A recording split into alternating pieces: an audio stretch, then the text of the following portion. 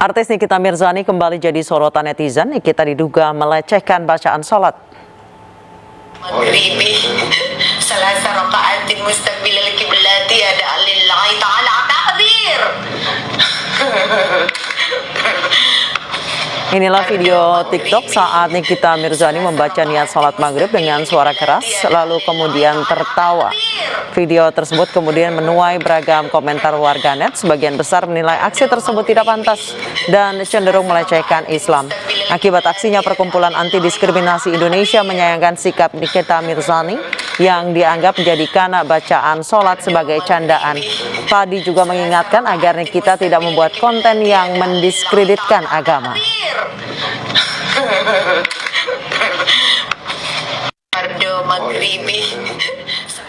Pemirsa, secara hukum Islam apa sebenarnya melakukan candaan terhadap bacaan sholat? Sudah hadir bersama kami Ustadz Das'at Latif. Selamat malam Ustadz. Ya, Assalamualaikum warahmatullahi wabarakatuh. Selamat malam. Waalaikumsalam warahmatullahi wabarakatuh. Ustadz, untuk umat muslim sendiri sebenarnya apa hukumnya jika membecandakan bacaan-bacaan sholat? Ya, jumhur ulama, artinya mayoritas ulama menghukuminya orang yang mencandakan syariat, mencandakan bagian-bagian dari diantaranya sholat, itu dihukumi bisa menjadi keluar dari Islam. Dengan kata lain, dia dihukumi dengan kafir. Karena agama dibangun itu berdasarkan keseriusan, agama didirikan itu berdasarkan keteguhan terhadap keyakinan. Jadi kalau ada orang yang mencanda, mempermainkan apalagi bagian dari rukun Islam, itu bagian rukun Islam yang dicandakan, maka ulama menghukuminya dia bisa dikategorikan kafir, keluar dari Islam. Baik, dalam hal ini jadi bukan. Ya Ustadz, dalam hal ini ya, Nikita Mirzani adalah seorang figur publik yang memang sudah seharusnya memberikan contoh yang baik. Kalau dinilai dari hal itu kemudian digabungkan dengan hukum Islam seperti apa Ustadz? Saya justru tidak berkeyakinan orang ini sebagai public figure. Ya, namanya public figure itu yang patut untuk dicontoh. Dia justru adalah pengadu figur. Ya, figur kegaduhan. Ya, dia bukan public figure, tapi dia public kegaduhan. Jadi sebaiknya orang seperti ini, kalau kita orang Islam yang peduli terhadap agama, mengangkat marwah agama kita, menjaga wibawa agama kita, kita unfollow orang seperti ini. Kita jangan mengikuti akunnya, kita blok. Supaya apa? Dia tidak memicu kegaduhan. Alhamdulillah, kita ini sudah bersyukur kepada Allah, COVID sudah mulai mereda. COVID sudah bisa membuat kita agak tenang. Tiba lagi ada isu, ada konten-konten seperti ini. Saya yakin orang-orang seperti ini bikin konten gila seperti ini hanya mencari popularitas. Barangkali dari segi kreativitas positif, aktingnya sudah mulai pudar, kemudian popularitasnya mulai pudar, tidak punya kreativitas yang positif, akhirnya cari yang negatif supaya kembali terangkat popularitasnya. Ada pepatah Arab mengatakan, kalau kau mau terkenal, kencingi sumur Zamzam. Ya memang kalau pasti kau terkenal satu dunia kalau mengencingi sumur Zamzam, tapi terkenalmu adalah terkenal dalam hal negatif. Maka saudara-saudara, ya, saudaraku seiman, ya, orang-orang seperti ini kita tidak usah rusulah, tidak usah pedulikan orang begini. Cukup kalau kita peduli terhadap agama, unfollow, blok dia punya akun, ya, jangan ikuti.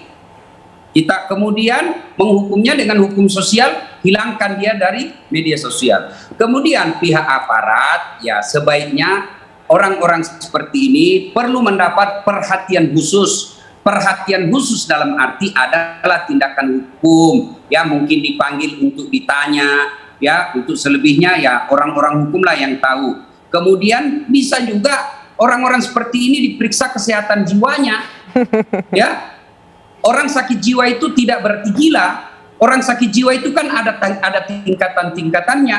Gila itu sudah parah, tetapi orang seperti ini saya yakin ada gangguan jiwa karena selalu menganggap hiburan, selalu mencari popularitas dari hal-hal negatif. Itu kan abnormal namanya.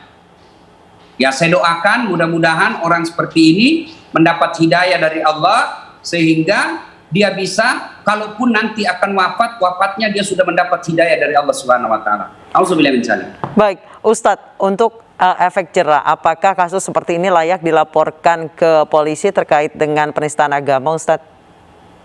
Ya, sebaiknya meskipun tidak ada yang laporkan, polisi kalau melihat kasus seperti ini, ya mungkin ada riak-riak, ada potensi keributan, ada potensi yang mengganggu kemaslahatan umat, ya polisi saya kira harus proaktif untuk memanggil. Apa motifnya mempermainkan ajaran agama seperti ini, ya tentu perlu digali apa motifnya, sehingga polisi sebaiknya proaktif memanggil. Memanggil itu kan tidak langsung dipenjara, memanggil itu kan tidak langsung dihukum, tapi paling tidak dengan panggilan itu masyarakat menyadari bahwa ada perhatian aparat terhadap orang-orang yang mempermainkan hukum-hukum seperti ini. Kalau kita menuntut hal ini seperti orang seperti ini dituntut, orang seperti ini dilakukan pemanggilan, tidak berarti kita radikal. Tapi ini kita berupaya untuk menjunjung tinggi kemuliaan sebuah agama. Agama itu ketika melihat kebatilan, kan kata Nabi, apabila kau melihat kebatilan, pertama cegahlah dengan tanganmu. Tangan ini simbol kekuasaan. Ya, pemerintahlah di sini. Kita masyarakat tidak boleh main hukum, main hakim sendiri. Kemudian tidak bisa pabilizani dengan lisanmu. Lisan di sinilah ulama, aktivis dakwah. Kemudian tidak bisa itu kata Nabi, tegurlah dalam hatimu. Tegur dalam hati ini wujud konkretnya unfollow. Jangan ikuti akunnya, blok akunnya. Itulah selama-lama iman. Saya kira memang harus ada perhatian dari aparat. Sebab orang ini saya lihat sudah mengulang-ulang. Ya, karena dia tidak ada tindakan hukum, akhirnya dianggap remeh. Ya, saya tersinggung kalau Allah yang saya puja, yang saya muliakan 24 jam, yang saya yakin pemilik segalanya, lalu ada yang menghinanya dengan kalimat-kalimat seperti ini, ya tentu saya jengkel. Kejengkelan itu tentu saya tidak mewujudkan dalam main hakim sendiri, sebab kita punya hukum. Maka pemerintah dalam hal ini, kepolisian proaktif untuk melakukan proses hukum seperti ini. Proses hukum tidak berarti bahwa langsung dia dipenjara, tidak. Tetapi adalah sedikit ya upaya hukum supaya orang ini juga tidak berkelakuan berulang-ulangnya, karena dia tidak ada proses hukum, akhirnya sebebas-bebasnya dia, dan seolah-olah negara kita ini tak berdaya menghadapi orang seperti ini. Ya. Baik Ustadz, mau tidak mau, suka tidak suka Nikita Mirzani ini banyak followersnya, baik itu di sosial media. Ia pun merupakan sosok yang dikenal oleh publik. Apakah ada istilahnya seorang public figure itu harus memberikan contoh yang baik, namun ia kerap kali memberikan contoh yang buruk, apalagi ini mempermainkan bacaan sholat. Apakah kalau misalnya dalam hukum Islam, apakah ada istilahnya tambahan dibandingkan orang yang bukan siapa-siapa gitu, tambahan hukuman dibandingkan orang yang bukan siapa-siapa? Ya, bagi saya perlu diluruskan dulu apa itu public figure. Bagi saya orang seperti ini definisi penting ya, definisi hakiki menurut Kamus Besar Bahasa Indonesia, public figure itu adalah orang-orang yang patut diikuti tingkah lakunya, patut dicontoh kelakuannya, dan dicontoh menjadi yang namanya public figure, dicontoh dalam hal nilai-nilai kebaikan. Ini public figure. Tapi kalau seperti ini bukan public figure, dia sumber kegaduhan. Apalagi yang dia lakukan ini adalah menodai nilai-nilai agama. Bagi orang yang baik agamanya, ya pasti merasa terhina kalau ajaran rukun-rukun sholat, ya praktek sholat dipermainkan, nama mulia, nama-nama Allah, Asmaul Husna dilecehkan. Ya bagi kita orang beriman ini kan sakit hati. Tapi sakit hati kita kan tidak boleh main hakim sendiri. Maka negara ini kita harap mewakililah sakit hatinya umat ini agar orang seperti ini dikenakan hukum. Namanya orang yang banyak followernya, banyak orang yang mengikutinya, apalagi kalau pengikutnya banyak anak-anak SMA, ya banyak anak-anak SMP yang masih labil. Saya khawatir melakukan penodaan seperti ini dianggap hal biasa.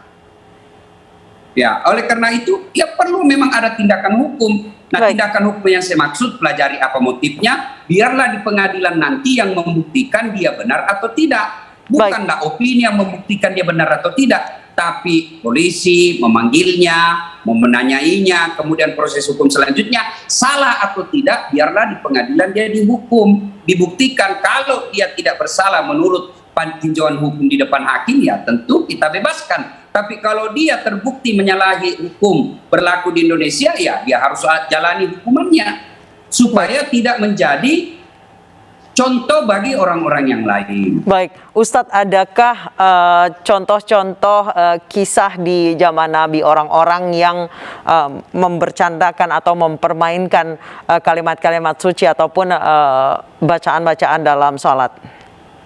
Pada zaman sahabat ada kejadian seperti ini dan dia dihukum. Ya, ada yang dihukum pancung karena mempermainkan nilai-nilai agama. Tapi kan kita bukan negara syariat Islam, kita tidak menerapkan syariat Islam. Oleh karena seperti ini kejadiannya, maka kita hanya minta kepada aparat, minimal panggillah dia. Dia kan sudah beberapa kali dipanggil untuk ditanyai apa motifnya, ya, supaya apa? Kita ini merasa bahwa memang ada hukum yang berlaku di Indonesia ketika kalian menghina agama seseorang. Baik, Ustadz, kami juga sudah terhubung dengan Perkumpulan Anti Diskriminasi Indonesia, Bapak Edi Prasetyo. Selamat malam, Pak Edi. Selamat malam. Baik, Pak Edi, ini apakah rencananya akan melaporkan ke polisi terkait dengan Nikita Mirzani yang mempermainkan bacaan salat? Terkait hal ini kami masih koordinasi ya dengan tokoh-tokoh ulama beberapa ulama di Jawa Timur maupun di tingkat nasional. Karena kan sebenarnya ranah ini kan MUI yang harus menegur kan gitu loh. Nah, kami kemarin dari Perkumpulan Anti Diskriminasi Indonesia sangat menyayangkan. Karena apa, kejadian itu 2 hari sebelum Hari Santri Nasional kan gitu. Nah, kami sangat menyesalkan apa yang menyayangkan apa yang disampaikan Mbak Nikita Mirzani itu gitu. Baik, sejauh ini apa langkah awal yang dilakukan, Pak Edi? Kami sih masih teguran lah, teguran saja, belum mengambil langkah hukum kan gitu. Bagaimana? Kami melakukan teguran cara kemarin kan bertugas ya, kita bikin rilis ya kan. Itu aja sih, masih tahapan kami masih di situ. Oh baik, masih mendiskusikan ya Pak Edi ya? Belum akan melaporkan ke polisi?